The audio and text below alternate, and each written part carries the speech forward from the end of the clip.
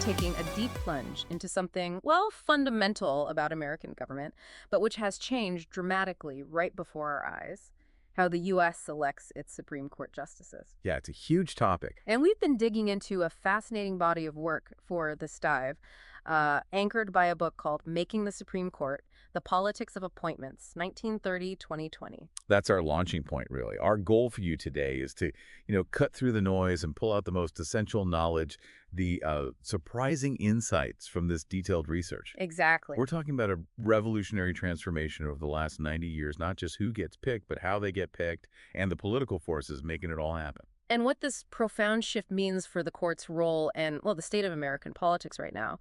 The book argues this wasn't just slow evolution, it was a dramatic revolution, especially when you compare the periods before and after, say, 1970. Absolutely. Yeah. And you have to think about the backdrop. This revolution in appointments happens alongside the massive expansion of the federal government and federal law itself. Right. The book cites incredible figures: a 30-fold increase in real per capita federal spending, a 15-fold jump in pages of the U.S. Code, and a huge explosion in the Federal Register pages. That's the rise of what people call the administrative state, right? Federal agencies, regulations woven really deeply into daily life now. Exactly. And the Supreme Court appointments reflect that larger story. So let's start with the nuts and bolts. What actually changed about the process? The selection, the vetting of justices. Okay, let's unpack this. Before the 1970s, the process looks almost, quaint from today's perspective. Quaint. How so? It was small, lightly staffed, often inconsistent. The book describes it as under-institutionalized, sometimes in what they call a no-delegation mode. Meaning the president themselves, like Roosevelt, Truman, or Johnson, would often personally run the whole process. Wow. You mean like they were almost picking someone off the cuff?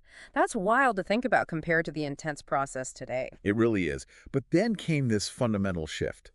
The process became a large, highly professional, systematic machine, largely run from the White House. Oh. Presidents started handing off the heavy lifting, not just to save time, but because they realized a more systematic process could help them find nominees who are better fits for their goals. And this is where the book introduces the idea of the legal policy elite, right? This group that emerged. Yes.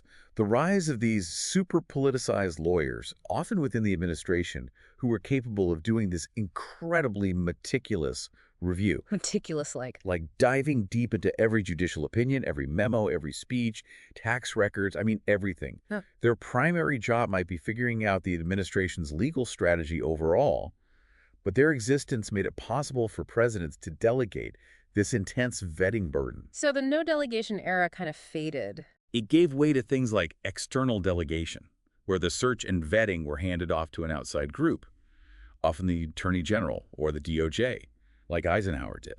I read Harding even basically outsourced it to Chief Justice Taft way back when. That's incredible. Right, which is truly surprising. And then as the White House staff itself grew and professionalized, you see the shift move more towards internal delegation, the process being handled right within the White House walls. And you can actually see the evidence of this professionalization in things the book measures, like the length of the short list of potential nominees and how quickly selections were made. Yeah, exactly. The book finds that much longer shortlists became common in the later period, like 7 times more frequent after 1970. Which lines up perfectly with having larger, more specialized White House staffs to handle it. Totally. A super short list might suggest they weren't prepared, maybe, but maybe 2 quick selections could even signal, cronyism, like picking a buddy without enough scrutiny. Are there specific examples? Oh, sure. The DOJ actually had a potential short list prepared for Rehnquist and Scalia way back in 1986, ready to go. Wow. And Clinton brought in outside private law firms to help identify and vet candidates. And famously, President Trump essentially outsourced the initial shortlist creation to the Federalist Society. Right. The book notes that while this highlights the hyperpolarization we see today, that approach actually worked very well for Trump in terms of getting nominees who aligned with his judicial philosophy. Which naturally leads us to the next big piece. Who are these people being nominated? How have their characteristics changed over this same period? Yeah, and this is where the ideological shift is just so striking. The book points to Lyndon Johnson's appointments as a real turning point. How so? Before the 1970s, you saw more cross-party appointments, justices who weren't easily pigeonholed ideologically. But after 1970, it becomes incredibly consistent. Republican presidents reliably pick conservatives, and Democratic presidents reliably pick liberals, almost without fail. And this isn't happening in a vacuum, right? It mirrors the broader ideological sorting and elite polarization that's transformed American politics since the 70s. Exactly. But here's a fascinating insight from the book. While nominees became dramatically more polarized ideologically, they simultaneously became more similar along other dimensions. More similar. How? The book calls them homogeneous legal technicians, with the important exception of diversity, of course. Homogenous technicians. That's interesting phrasing. How did that professional convergence show up? Primarily in their prior experience. There's a huge increase in nominees coming from federal judicial experience, especially from the courts of appeals. Ah, the farm team idea. That's exactly it. It's become the clear path, the main pipeline to the Supreme Court. And the book looked at age, too, didn't it? It did. While the average age of nominees dropped slightly over decades, the variance in age, the spread fell steeply since the 1800s. So they're not just a bit younger on average, they're much more tightly clustered around a typical appointment age now. Less of a mixed bag of career stages. Right. Less variety there. Now, on diversity, the big story is the shift away from the historical dominance of Protestants. Okay. The 20th century saw the development of what were sometimes called Catholic and Jewish seats, but later in the period covered by the book, the court saw a pronounced shift towards a majority of Catholic and Jewish justices at various points. And crucially, the court gained racial and gender diversity. Absolutely. With path-breaking appointments like Sandra Day O'Connor, Clarence Thomas, Ruth Bader Ginsburg, and Sonia Sotomayor, huge shifts. And the research even suggests that nominees with these path-breaking diversity attributes seem to get a little public approval bonus. Is that right? Yes, an interesting observation the book makes. And one last point on this professional convergence. Right. Geography. What about it? The book found that while earlier shortlists showed candidates from all over the country, presidents in the later period largely skipped over candidates outside the Mid-Atlantic corridor when making their final choice. More D.C.-centric, essentially. Okay, so we have this professionalized White House process. Nominees who are ideologically sorted but professionally similar in many ways, and gains in diversity. But these presidents weren't acting alone, right? What were the big forces outside the White House pushing these changes? I imagine the political parties played a role. Oh, a massive role. This is where the external forces really explode onto the scene, particularly after 1970. Yeah. The book actually pushes back on some previous academic thought that saw parties as maybe weak forces in appointments. The evidence here strongly suggests the party system itself became a primary engine for polarization. Through things like the partisan sort. That's part of it, yeah. The idea that conservatives increasingly left the Democratic Party and liberals left the Republican Party, sorting themselves out. And the party's direct interest in the Supreme Court appointments itself changed dramatically. Completely. Before 1970, it was pretty sporadic, limited interest. Both parties ramped up their interest in the early 70s, but the book highlights what it calls a striking asymmetry. Asymmetry. The Republican Party became much more focused and demanding on specific policy stances, what many call litmus tests, starting particularly in the 1990s. Ah, okay. So the GOP really zeroed in on policy outcomes. Exactly. Ensuring nominees held specific policy views became paramount, while Democrats, according to this research, tended to focus more on diversity and overall qualifications. And you see this actually written into the party platforms. You do. Specific mentions of hot-button cases become far more frequent after the early 1970s. A stark contrast to, say, the New Deal era. Like what? Any examples? Sure, the book mentions explicit anti-abortion language in the 1996 GOP platform, or implicit law and order tests in the 1972 GOP platform. They became signals. And hand in hand with the parties, we see the incredible rise of interest group mobilization. That must be huge. It's enormous. The book calls it a sizable increase after 1970, becoming completely routine after the very contentious Bork nomination in 1987. That nomination seems like a real watershed moment. It really was. And it represents a fundamental shift in how groups operate. Earlier group activity was more opportunistic, maybe focused on a nominee's qualifications if they saw a potential problem. But now... Now it's routine, intense, highly ideological. Groups mobilize based more on a nominee's ideological extremity than necessarily their qualifications. And they mobilize on both sides now, right? Not just opposition. Right. Groups used to mostly just oppose nominees they didn't like. But now you see massive mobilization for and against. Think of the polarization between groups like the Judicial Crisis Network on the right and Demand Justice on the left. This is the book's description of a shift from pluralism to hyperpluralism. Exactly. And the numbers are just staggering. The book points to a 60-fold increase in judicial lobbyists from 1930 to 2012. 60-fold. Wow. Yeah. Even E. Pendleton Herring back in the 1920s thought D.C. was overrun with groups. But that was, nothing compared to the level of mobilization today around the courts. Okay, so parties, interest groups. What about media coverage and public opinion? They must have changed too. Absolutely. They're certainly part of the external picture. As nominations transformed from relatively quiet affairs into these high-stakes battles royale, media coverage just exploded. Right. I mean, you think about confirmation hearings now versus, say, the 50s. Totally different world. Before 1960, most nominations got very little attention. Coverage used to focus more on a nominee's background, general philosophy, maybe economic views. Scandals would pop up, but not these intense ideological battles. And newspaper editorials back then often supported nominees based on qualifications, right? Less partisan positioning. Generally, yes. But the book documents this steady secular growth in coverage across all media, newspapers, broadcast, cable. It's just much bigger news now. Though the rate of editorials per day didn't show a clear trend. Right, that specific metric was less clear, but the overall volume of discussion was huge. And importantly, editorials themselves became increasingly polarized along ideological lines. Okay, and public opinion. When did we start even polling on this? Polling on nominees is relatively new, only becoming commonplace really in the 1980s. And early polls often showed many people just had no opinion. Or they supported the nominee unless there was a big scandal. Exactly.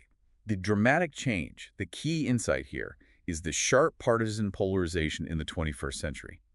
This is crucial. Explain that. The book finds that citizens who identify with the president's party overwhelmingly support the nominee, while those in the opposing party overwhelmingly oppose them. It's almost automatic. This deep partisan split is a core finding, showing how entrenched polarization is in this process now. So the hearings, the campaigns for or against, they don't move the needle much. Well, the actual effects on overall public opinion were often modest, according to the research, except potentially with major scandals. The book uses the Thomas and Kavanaugh nominations as case studies. Right. Those were intense. Scandal did have an impact, but it was filtered through people's party affiliation. The effect was different depending on your political side. It reinforced existing views more than changed minds across the aisle. Here's a fascinating detail, though. The book argues citizens are capable of picking up on a nominee's ideology. It's not just party label. Yes, that's important. And because nominees themselves are more ideologically extreme now, on average, those assessments of ideology play a much larger role in shaping public opinion than before, alongside pure partisan loyalty. So there's this substantial gap in utility. What does that mean? It means how beneficial or desirable a nominee is perceived to be. There's a huge gap in that perception between the president's co-partisans and everyone else. They see the same nominee very, very differently. Okay, so we've laid out the massive transformation in what changed. The process, the people, the external forces, media, public reaction. Wow. Now let's dive into why this happened. What are the underlying forces driving all this change? Right. The book, and other research it draws on, points primarily back to the party system itself. That seems to be the main engine. The parties again. How specifically? Well, one key mechanism the book explores is this coalition contract approach to party platforms. Coalition contract. Yeah, think of party platforms less as just hopeful wishes and more as actual policy agreements like bargains between the dedicated issue activists within the party. They act as a kind of accountability contract between those groups who make up the party's base and the candidate they select. Ah, so this links the platforms, the activist power, directly to the president's decision-making on appointments, because they have to satisfy those coalition partners. Exactly. The book provides evidence from convention delegates, the party faithful. It shows their increasing polarization on issues like abortion after the 1970s, and that directly correlates with the rise of delegates who were actually members of abortion-specific interest groups. So the activists got inside the party structure. Right. This strongly supports the idea that these activist groups operating within the party structure were crucial in driving the emergence of those policy litmus tests we talked about earlier. Okay, shifting to the president's perspective. The book talks about presidents demanding certain characteristics in a nominee: ideology, qualifications, experience, diversity, reliability. Yeah, they're essentially running a complex calculation. They want to maximize the political benefit they get from an appointment while trying to minimize the costs, Slide. like the time and effort of searching and vetting, and, crucially, the potential difficulty of getting confirmed by the Senate. And this is where the farm team of courts of appeals judges becomes important again. Very important. The number of judges on these courts grew significantly, especially starting in the 70s. The size and, crucially, the ideology of this pool of potential nominees, combined with who controls the Senate, profoundly affects the president's cost-benefit analysis. Oh, so? It affects how easily they can find someone with the right mix of traits, like strong ideology and prior experience, or someone who adds diversity without being seen as too far out ideologically for the Senate. The available pool shapes the options and the risks. The book uses simulations to illustrate this, right? Comparing different eras. Yeah, they show that someone like Nixon in 1971 had a really low statistical probability of finding and nominating a woman or minority justice simply based on the pool and political landscape. At that time, the costs were too high, the pool too small. But if you plug in the conditions George W. Bush faced in 2005, that probability increases significantly. The changing pool, the changing political calculus, it matters hugely. Okay, let's circle back to public opinion dynamics for a second. The book tries to disentangle how citizens evaluate nominees. Yeah, it makes a distinction. While people's perception of a nominee's ideology is somewhat colored by their own party, the book finds that citizens are actually surprisingly good at picking up on the actual ideological gap between nominees from different parties. So it's not just blind partisan loyalty driving opposition or support. People sense the ideology. It seems so. Both your party affiliation and how far away you perceive the nominee's ideology to be from your own play big roles. And the research finds the weight citizens put on these two factors, party versus ideology, seems to have shifted over time. Which helps explain why that partisan gap in approval has become so dramatic. Exactly. Ideology seems to matter more now, partly because the nominees are more distinct ideologically. Okay, finally, let's bring it back to the senators themselves. Confirmation votes. Electoral accountability. How does the book look at that?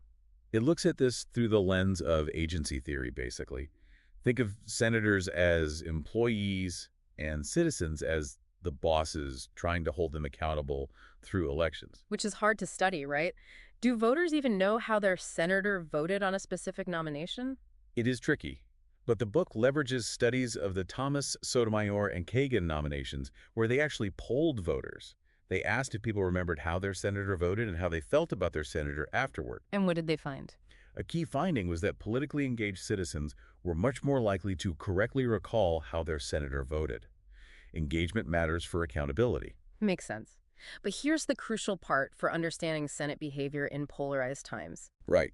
The evidence suggests senators tend to align their votes more with the opinion of their co-partisans back home, the people in their own party, rather than necessarily the overall median voter in their state. Why would they do that? Isn't that risky for the general election? Well, the book introduces the idea of a compound lottery. Senators face both a primary election, often dominated by more ideological party activists, and a general election. So pleasing the primary voters might be the safer bet sometimes. It can be a very rational choice for a senator in a polarized environment, even if it means straying from the state's overall center. You have to survive the primary first. Okay, this all ties together brilliantly. It shows how why the changes in parties, presidential strategy, public opinion, senator incentives created the transformed process and the increasingly polarized nominees. Which brings us to the consequences. How has this impacted the Supreme Court itself? Yeah, the classic phrase personnel is policy is absolutely true here. Who gets appointed directly shapes the court's decisions, its direction. And the book analyzes how these altered appointment politics change the court's actual composition. It does. And the findings are stark. Since 1970, the ideological center of the court, where the median justice sits, the one who often decides close cases, has shifted significantly to the right. And the court has developed what the book calls a bimodal wing structure. What does that mean exactly? Bimodal wing structure. Yeah. It means instead of a smooth spectrum with justices spread out ideologically, the court increasingly looks like two distinct groups, two poles. A solid liberal bloc and a solid conservative bloc. With almost no one left in the middle, that moderate swing vote kind of disappeared. Exactly. That depleted center is key. Yeah. And this structure means that even losing or gaining just one justice can dramatically shift the court's ideological balance and lead to major swings in legal doctrine. Because you're just flipping from one polarized bloc having the majority to the other. Precisely. There's less room for compromise or incremental change. The book uses a search and seizure example to show vividly how opinion outcomes can shift based simply on whether you have, say, 4 or 5 liberal justices in the majority. These block sizes translate directly into changes in judicial policy. So looking ahead, this sounds potentially unstable. What does this research suggest about the future of the court and the appointment process? Well, the book actually developed a tool for this, which is pretty neat. The MSC Simulator. It's a computer model that simulates future court composition all the way up to the year 2100 under different scenarios. Wow. Okay. What does it model? It models presidential and Senate elections using probabilities and crucial factors like when justices might exit the court. It even accounts for strategic retirements. Strategic retirements? You mean justices timing their departure for when a president from their own party is in office? Exactly that. The book finds strong evidence that strategic retirement does happen. It increases the likelihood of a justice exiting under a co-partisan president. And what effect does that have? It actually helps stabilize the ideological location of the median justice and the size of the ideological blocks, preventing even wider swings in the short term. It keeps the blocks somewhat consistent. But even with that, what does the baseline simulation show under current conditions? Under current conditions, the baseline simulations suggest large conservative majorities are likely to persist through the 2050s.